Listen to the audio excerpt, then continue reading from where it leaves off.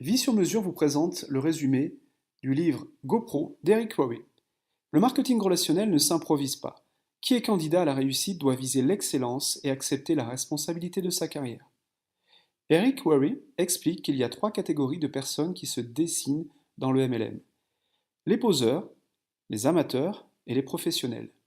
Les poseurs espèrent profiter d'une aubaine sans avoir à fournir d'efforts. Les amateurs, eux, misent sur différents éléments: la chance de recruter la perle rare, le bon timing, le positionnement et les raccourcis, c'est-à-dire toutes les astuces pour croître plus vite et sans effort. Les professionnels, eux, ont compris qu'il fallait savoir accorder passion et compétence. Ils sont conscients de la nécessité de maîtriser leur métier et s'engagent vers l'excellence. Leur comportement est une inspiration pour les autres et ils génèrent un climat de confiance autour d'eux, un climat propice à la réussite. Pour accéder à ce rang, la formation est une étape indispensable.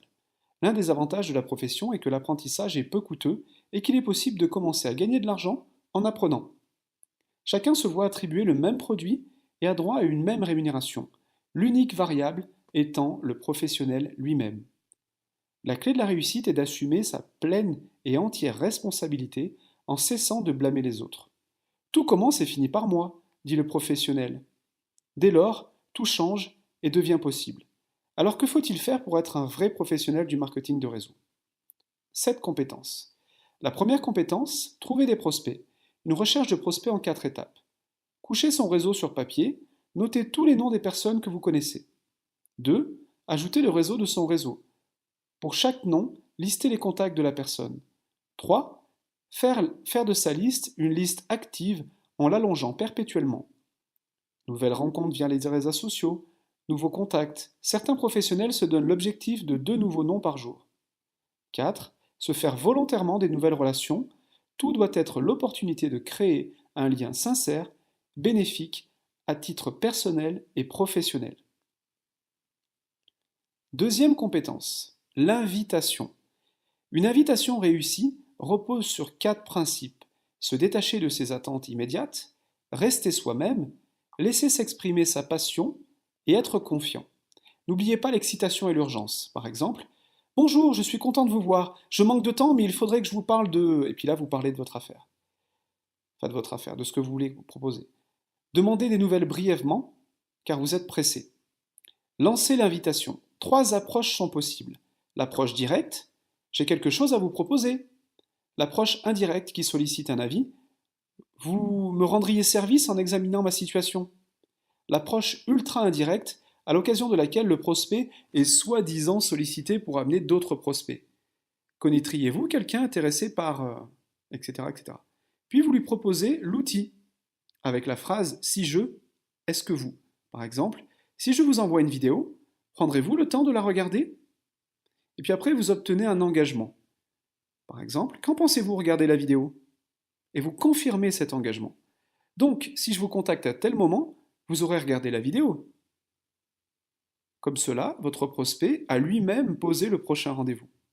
Et enfin, vous déterminez le moment et l'heure précise de l'entretien. Ok, donc je vous appelle jeudi à 20 h. N'oubliez pas que vous êtes pressé, donc mettez fin à la conversation rapidement. Troisième compétence. Un pro est sérieux dans son suivi. 4 étapes pour un bon suivi. Première, honorer ses engagements. La deuxième, s'il n'a pas regardé la vidéo, soyez ferme et posez un autre rendez-vous. S'il l'a regardé, posez-lui la question.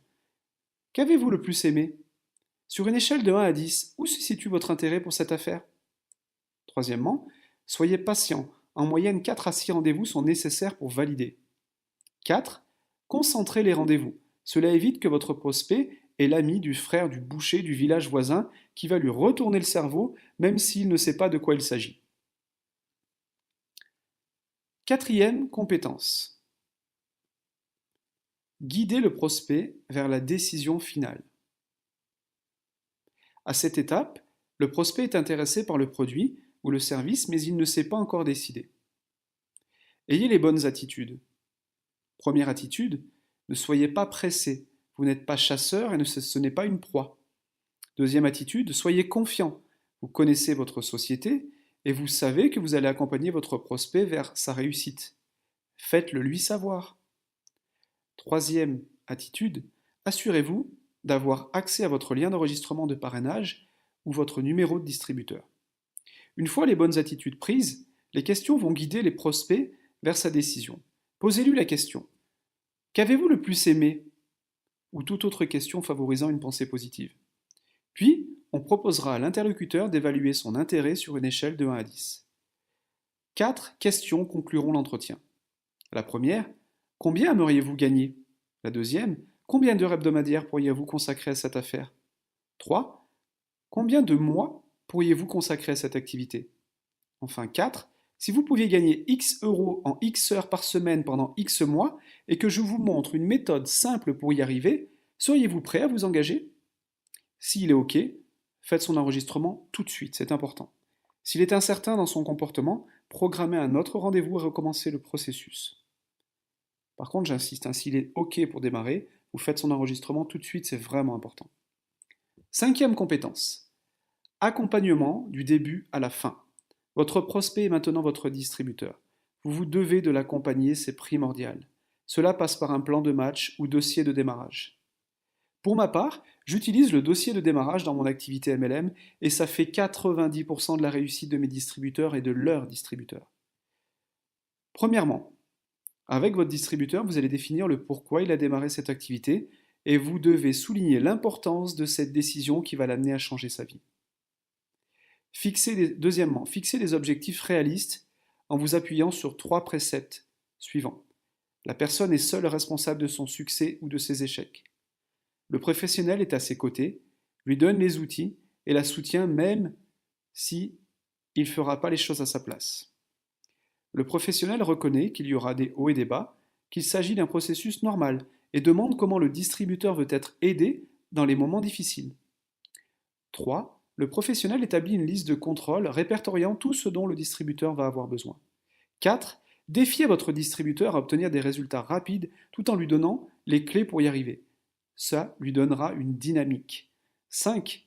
Confiez des tâches simples à votre distributeur et mettez une date butoir. Confirmez que ces tâches ont été faites, puis fixez-en d'autres et ainsi de suite. 6e compétence. L'art de la promotion d'événements.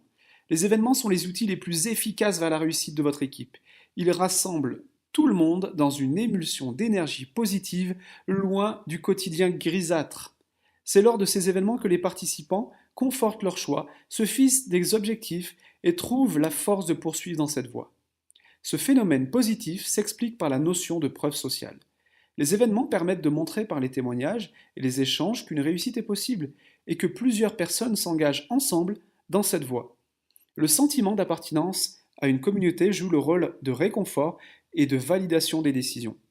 Un bon professionnel ne fait pas que comprendre l'importance des événements, il les promeut assidûment. Cela passe par un investissement personnel sans faille, quel qu'en soit le coût.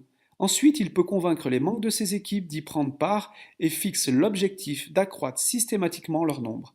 Il ne se contente pas d'informer de l'événement, il vante avec persévérance cet événement. Afin de les convaincre, il doit refuser les excuses de prime abord, car elles sont rarement fondées. Il en discute avec son distributeur et l'aide à comprendre l'importance de sa participation à l'événement. Si nécessaire, il cherche avec lui des solutions pour résoudre son problème initial. Il est aussi pertinent que le professionnel raconte son histoire à titre d'exemple de témoignage. J'aime cette phrase qui dit « L'important ce n'est pas de savoir si tu vas à l'événement, mais avec combien de personnes tu t'y rends. » 7e compétence. Consacrer du temps pour s'améliorer. Pour avoir des revenus d'expert, il faut être un expert. Le professionnel apprend de ses expériences. Il ne les considère plus comme bonnes ou mauvaises, mais comme un moyen d'apprentissage. Il y voit la leçon et non le résultat. En outre, plutôt que d'inventer des méthodes d'action, il observe et duplique les comportements des personnes qui réussissent. Le professionnel n'attend pas d'avoir acquis toutes les connaissances nécessaires, il se met en action. S'il veut acquérir une compétence, il dresse un plan, l'exécute et révise ses résultats. Il perçoit dès lors comment s'améliorer.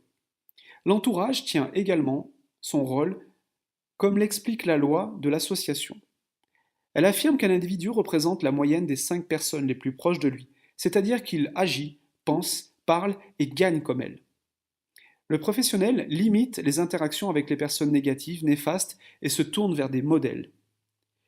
Il ne faut pas oublier l'étude, qui a évidemment une place cruciale. Il est essentiel de se concentrer sur les apprentissages de base avant de se disperser vers des savoirs annexes. L'auteur évoque l'avantage de programmes audio propices à une réécoute régulière. Il encourage la lecture des experts s'étant consacrés à partager leur savoir et expérience dans des livres. Internet est également un bon moyen d'apprendre à travers les vidéos, tutoriels et événements en ligne. De plus, les événements d'entreprise sont la solution optimale puisqu'ils permettent une plongée sans distraction dans l'apprentissage. Enfin, l'une des manières d'apprendre les plus efficaces est d'enseigner. La transmission des connaissances impose de les cerner clairement. Voilà, je vous remercie, le résumé de GoPro d'Eric Worre. J'espère qu'il vous a plu. Mettez un pouce bleu et abonnez-vous à la chaîne pour être informé des nouvelles vidéos. C'était ma première vidéo d'une longue série et je vous prie d'être indulgent. Je vous promets de m'améliorer au fil du temps. Si vous voulez lire le livre dans son intégralité, j'ai mis le lien pour l'acheter sur Amazon dans le descriptif juste en dessous. Je vous remercie.